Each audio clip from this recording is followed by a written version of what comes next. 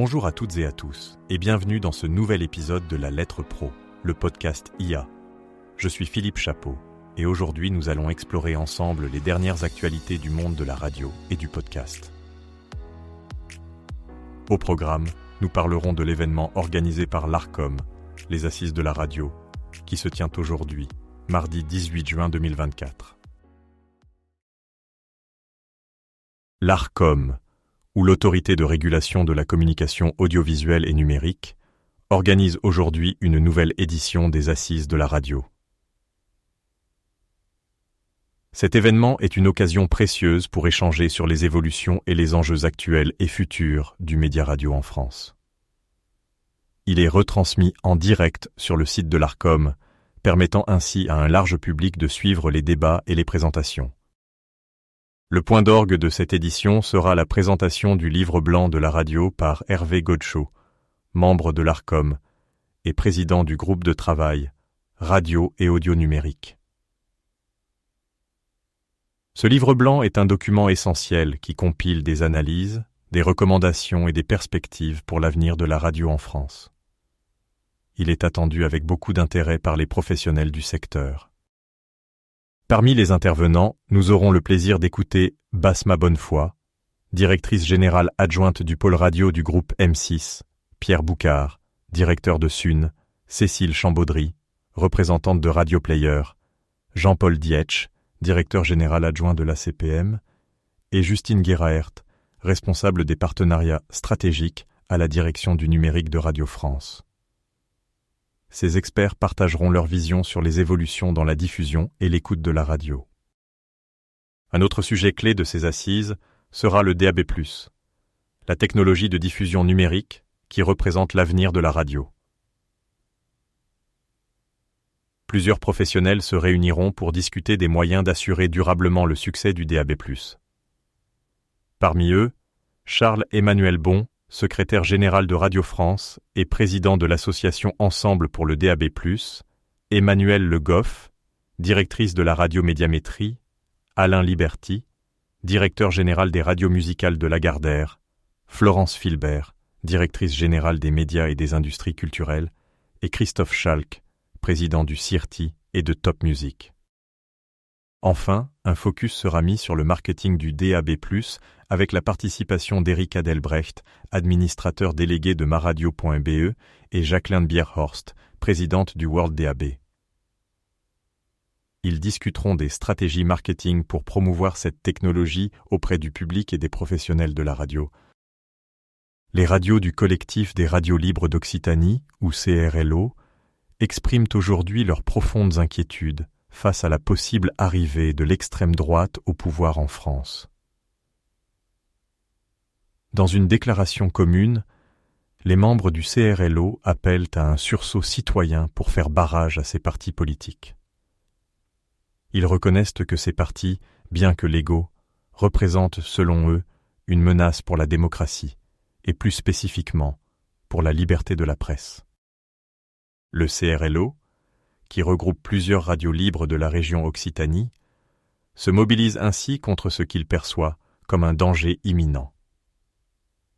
Les radios membres soulignent l'importance de la liberté de la presse comme pilier fondamental de toute démocratie. Elles insistent sur le rôle crucial des médias indépendants dans la protection de cette liberté et dans la garantie d'une information pluraliste et équilibrée. Cette prise de position intervient dans un contexte politique tendu où les discours populistes et les mouvements d'extrême droite gagnent du terrain en Europe. Le CRLO rappelle que la vigilance et l'engagement citoyen sont essentiels pour préserver les valeurs démocratiques. Il appelle donc les auditeurs et la population en général à rester informés et à participer activement à la vie démocratique du pays. Les radios du CRLO prévoient également de mener plusieurs actions de sensibilisation dans les semaines à venir. Elles organiseront des débats, des émissions spéciales et des campagnes d'information pour encourager un large débat public sur les enjeux démocratiques et les dangers potentiels que représentent les extrêmes politiques.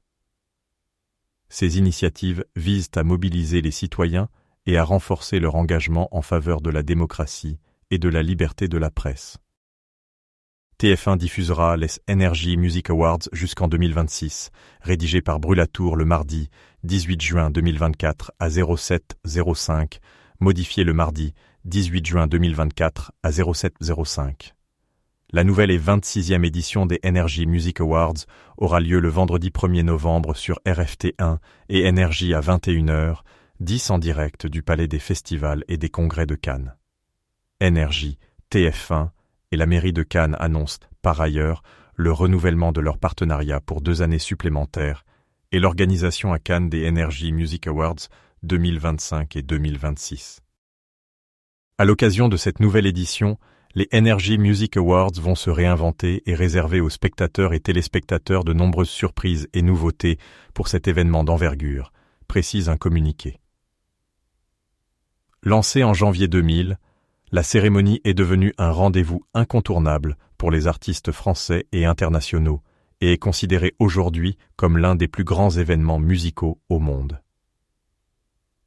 Depuis sa création, plus de 750 artistes français et internationaux ont déjà gravi les marches légendaires du Palais des Festivals et des Congrès de Cannes, et près de 400 d'entre eux y ont été célébrés. La liste des catégories et des nommés sera rendue publique le lundi 23 septembre et soumise au vote des internautes jusqu'au jour de la cérémonie. Cette prochaine édition réunira de nombreuses stars françaises et internationales et demeure la seule cérémonie de remise de prix en France dont les votes proviennent exclusivement du public. Profitant des opportunités croissantes dans le secteur de l'audio numérique, Triton Digital, reconnu comme le spécialiste de l'analyse commerciale de l'audio numérique, a annoncé l'ouverture d'un nouveau bureau à Paris. Cette initiative marque une étape significative dans l'expansion de l'entreprise en Europe. Le nouveau bureau sera dirigé par Alexandre Riflard, récemment nommé directeur du développement du marché EMEA, c'est-à-dire l'Europe, le Moyen-Orient et l'Afrique. Monsieur Riflard apportera son expertise et sa connaissance approfondie du marché pour renforcer la présence de Triton Digital dans la région. L'ouverture de ce bureau à Paris démontre l'engagement de Triton Digital à soutenir la croissance et l'innovation dans le domaine de l'audio numérique. En offrant des solutions avancées pour la mesure et la monétisation de l'audience, l'entreprise vise à répondre aux besoins des éditeurs de contenu et des annonceurs en Europe. Triton Digital est déjà bien implanté dans plusieurs marchés internationaux, et cette expansion en France s'inscrit dans une stratégie globale visant à renforcer sa position de leader dans l'industrie de l'audio numérique. Le bureau parisien servira de centre névralgique pour les opérations de l'entreprise dans la région EMEA. Avec l'augmentation constante de la consommation de contenu audio numérique, les services offerts par Triton Digital, tels que la mesure d'audience, la gestion de la publicité et les solutions de podcasting, sont de plus en plus demandés. L'entreprise est bien positionnée pour capitaliser sur cette croissance et offrir des outils précieux aux acteurs de l'industrie. Alexandre Riflard a déclaré que l'ouverture du bureau à Paris permettra à Triton Digital de mieux servir ses clients en Europe et de développer des partenariats stratégiques avec des entreprises locales. Il a également souligné l'importance de l'innovation et de l'adaptation aux besoins spécifiques de chaque marché pour réussir dans cette industrie en évolution rapide. Les professionnels de l'audio numérique en France et dans la région EMEA peuvent désormais bénéficier d'un accès plus direct aux technologies et aux services de Triton Digital. Cela inclut des solutions pour optimiser la diffusion de contenu, maximiser les revenus publicitaires et offrir une expérience utilisateur améliorée. En conclusion, l'ouverture du bureau parisien de Triton Digital représente une avancée majeure pour l'entreprise et pour l'industrie de l'audio numérique en Europe. Les acteurs du secteur peuvent s'attendre à des innovations continues et à un soutien accru pour naviguer dans le paysage en constante évolution de l'audio numérique. Radio Contact, première radio régionale des Hauts-de-France, organise à nouveau son casting, Mon premier grand live, une opportunité unique pour les talents musicaux émergents de la région. Tous les aspirants chanteurs sont invités à participer à ce casting, le samedi 22 juin au centre commercial Au Shopping V2. C'est une occasion en or de montrer votre talent et d'assurer la première partie des artistes tels que Amir, Vita, Pierre Garnier. Sur la scène du grand live de Radio Contact de Laon, devant un public de plus de 25 000 personnes. Pas besoin de préinscription. Radio Contact attend les prétendants directement sur place entre 15h et 17h. Nous croyons en la mise en avant des talents de la région et nous sommes ravis de proposer ce casting unique comme tremplin pour la carrière des futurs talents musicaux, explique la Station du Nord. Ce casting est plus qu'une simple audition. C'est une chance pour les talents cachés de la région de se faire repérer et de se produire aux côtés de certains des plus grands noms de la musique actuelle. Au travers de cet événement, Radio Contact veut se positionner comme une force motrice pour les talents musicaux locaux, leur offrant une plateforme pour atteindre un public plus large. Le prochain grand live se tiendra le 9 juillet au stade de Laon, avec sur scène Pierre Garnier, Amir, Vita, Kinvey, Yangeli, Trinix, Joseph Kamel, Jack et Elena. Jour J-2. La troisième étape du Radio Tour 2024 passe par Bruxelles ce jeudi 20 juin. L'équipe de la lettre pro de la radio a convié les professionnels belges de la radio et de l'audio digital pour évoquer le futur de la proximité. Une grosse centaine de personnes devraient participer à cette journée unique pour conjuguer la radio au futur. Pour la première fois, le Radio Tour 2024 propose une étape en dehors des frontières hexagonales. Ce jeudi 20 juin, à partir de 08h30, la lettre pro de la radio accueillera les professionnels de la radio belge pour une journée d'échange et de prospective au Novotel Bruxelles Airport. Des conférences, des animations et des rencontres autour des enjeux actuels et futurs de la radio et de l'audio digital en Europe seront au programme. Une trentaine de professionnels s'exprimeront, parmi lesquels les grandes voix de la radio belge. Parmi les thèmes abordés, on retrouvera l'innovation technologique, les stratégies de contenu et l'importance de la proximité à l'ère du numérique. La veille, ce mercredi 19 juin, une journée exclusivement sur inscription permettra aux utilisateurs des outils RCS de découvrir les dernières évolutions des logiciels. L'ensemble des conférences, des animations, des cocktails et des collations est gratuit. Les stations frontalières, qu'elles soient du françaises, allemandes ou néerlandaises, tout comme celles implantées dans le Grand-Duché de Luxembourg, sont également les bienvenues. Vous pouvez télécharger votre badge d'accès gratuit et découvrir le programme complet de cette journée sur notre site. En conclusion, le Radio Tour à Bruxelles s'annonce comme une journée exceptionnelle, riche en échanges et en découvertes. Ne manquez pas cette occasion unique de discuter et de réfléchir ensemble sur l'avenir de la radio et de l'audio digital en Europe. Annoncé depuis plusieurs mois, l'Arcom a dévoilé ce mardi matin son livre blanc de la radio. Pourquoi ? Parce que les médias doivent s'adapter aux nouveaux usages et que l'Arcom est là pour les accompagner. L'objectif de cet ouvrage est de dresser un état des lieux de la radio, d'identifier les besoins de chacun pour offrir une vision, comme celle d'atteindre d'ici la fin de l'année 2033 la bascule pour une radio totalement numérique. L'Arcom sera toujours aux côtés des opérateurs pour les accompagner dans leur transformation, en favorisant un environnement propice, en offrant son expertise, en entendant les doutes, les questions, les besoins. Mais c'est vous qui faites vivre la radio, a déclaré Roch-Olivier Mestre. Inspiré d'une initiative de la BBC, l'idée de ce livre blanc de la radio avait été lancée par Roch-Olivier Mestre en janvier 2023 lors d'une audition au Sénat. Après une consultation de l'ensemble du secteur ces derniers mois, l'Arcom partage donc le fruit de ses réflexions. Et c'est un événement car, rarement, la radio française a pu bénéficier d'une telle attention. La radio fait aujourd'hui face à des interrogations structurelles. Elle est à la croisée des chemins, a rappelé Roch-Olivier Mestre en guise de préambule. Le média radio a besoin d'un horizon. Il doit pour cela sortir de l'incertitude et préparer à la bascule en tout numérique au bénéfice de tous les publics et de toutes les radios. S'appuyant sur Balzac, Roch-Olivier Mestre a indiqué que les bons rapports sont ceux qui se transforment en actes. Hervé Godéchaud, membre de l'ARCOM et président du groupe de travail radio et audio numérique, a rappelé que ce livre est le produit de plus d'1 an de travail, d'une 30aine d'auditions, de propositions écrites. C'est le fruit d'un travail collectif et partagé qui permet d'ouvrir le débat.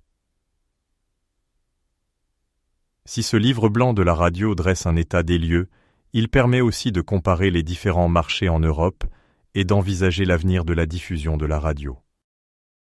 Pour aller vers le tout numérique, l'ARCOM propose une trajectoire en 2 phases, avec l'objectif d'atteindre d'ici la fin de l'année 2033 une radiodiffusion très majoritairement numérique.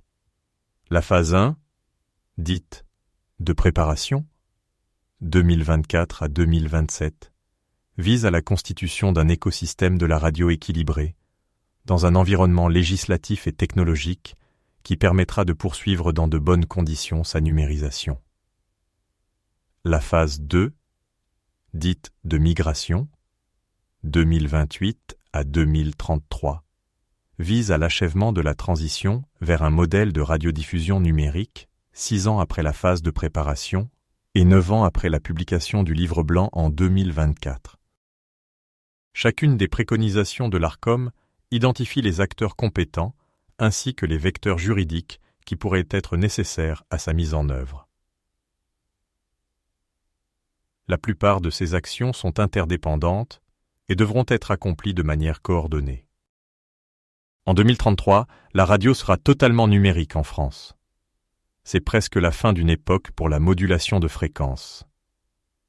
Le livre blanc de la radio, dévoilé ce matin par l'ARCOM, évoque 2033 comme date pour une radio française totalement numérique. Intelligemment, il n'est pas question d'abandonner la FM, mais de favoriser le DAB+, qui, inévitablement et progressivement, prendra le dessus. Dans moins de 10 ans, en tout état de cause, une extinction de la modulation de fréquences sur le territoire métropolitain ne pourra être décidée et ses modalités définies qu'à l'issue des 2 phases de la trajectoire proposée par l'ARCOM. Soit en 2033 ou à l'approche de cette date, si une majorité des propositions formulées par l'ARCOM ont été cumulativement mises en œuvre. Au cours de la phase de migration, l'ARCOM pourra commencer à geler la réattribution de certaines fréquences modulation de fréquences, le cas échéant à la demande des éditeurs qui les exploitent. Les pouvoirs publics devront aussi élaborer un schéma d'extinction de la modulation de fréquences, une fois les prérequis susmentionnés atteints ou en passe de l'être. La date et les modalités de cette migration, extinction totale ou partielle de la modulation de fréquences, critères permettant le cas échéant de justifier le maintien d'une diffusion modulation de fréquences, organisation, calendrier et ultime mesure d'accompagnement ne pourront en effet être définis qu'une fois la transition bien engagée. C'est la raison pour laquelle il semble indispensable de prévoir de fréquentes clauses de revoyure dans le courant de la seconde phase tracée par le présent livre blanc. 2 obligations pour atteindre 2033 et des aides possibles. D'abord, atteindre un taux d'équipement en récepteurs DAB+ domestiques et automobiles. Ensuite, atteindre 70% d'ici 2033 et poursuivre la promotion du DAB+ avec l'objectif d'atteindre un minimum de 50% d'audience numérique d'ici 2033. Ajoutons une mise en œuvre des dispositifs publics d'aide à la migration, si les mesures réalisées jusqu'en 2027 le justifient. Si une aide à la diffusion s'avérait nécessaire pour soutenir les éditeurs au vu des données chiffrées et objectives recueillies par l'ARCOM, le ministère de la Culture pourrait mettre en place une aide budgétaire à la double diffusion. Cette aide, temporaire, dégressive et conditionnée, pourrait s'inspirer du dispositif mis en place par la Suisse et devrait être articulée avec la majoration de la subvention versée aux radios de catégorie A. Les contreparties auxquelles s'engageraient les radios bénéficiaires viseraient à accélérer l'abandon de la diffusion en modulation de fréquence et la migration vers le DAB+. L'État devra aussi accompagner, le cas échéant, les collectivités identifiées comme fragilisées par la migration vers le DAB+, dans lesquelles ni le DAB+, ni la modulation de fréquence, ni possiblement l'Internet protocole ne seraient disponibles. Afin de garantir une continuité de la réception hertzienne terrestre et d'éviter toute disparité territoriale, une aide à ces collectivités pourrait être conçue, comme lors du passage au tout numérique en télévision. La technologie de petite échelle DAB+, pourrait en outre être testée dans des collectivités volontaires. En résumé, la transition vers une radio totalement numérique en France d'ici 2033 est un processus complexe, mais essentiel pour l'avenir de ce média. Les efforts combinés des pouvoirs publics, des éditeurs et des collectivités locales seront déterminants pour réussir cette transformation. Le soutien de l'Arcom et la mise en place de dispositifs d'aide adaptés joueront un rôle crucial pour atteindre cet objectif ambitieux. Radio France soutient les propositions de l'Arcom pour la transition vers le DAB+. En 2033, la radio sera totalement numérique en France. L'Arcom a récemment dévoilé le contenu de son livre blanc de la radio, et Radio France se réjouit de ces perspectives tracées par l'Arcom. Le DAB+, technologie numérique et moderne, présente de nombreuses qualités selon Radio France. Radio France explique que le DAB+, est une technologie souveraine, résiliente, économe en ressources, respectueuse des données personnelles et ne risque pas d'être monopolisée par les géants du numérique. Radio France s'est donc pleinement engagée dans son déploiement depuis 2018 et participe activement à la dynamique du secteur de la radio en faveur de cette technologie. Radio France a rejoint l'appel de l'Arcom à faire de l'association Ensemble pour le DAB+, une véritable coalition de tous les acteurs concernés pour piloter cette transition. Le DAB+, est d'ores et déjà accessible pour près de 7 Français sur 10, et environ un quart d'entre eux sont équipés en terminaux. Radio France entend redoubler ses efforts pour accroître la notoriété de cette technologie, en particulier auprès de ses auditeurs, et permettre le succès du calendrier défini par l'Arcom. Le secteur de la radio a besoin d'une transition bien menée vers le DAB+, étape nécessaire à la modernisation de l'audio. Le livre blanc de l'Arcom pose les jalons indispensables à sa réussite, explique ce matin Radio France. En conclusion, Radio France soutient fermement les propositions de l'Arcom et se prépare activement à cette transition numérique. Merci de nous avoir rejoints pour cet épisode de La Lettre Pro, le podcast IA. Nous espérons que vous avez trouvé ces informations utiles et intéressantes.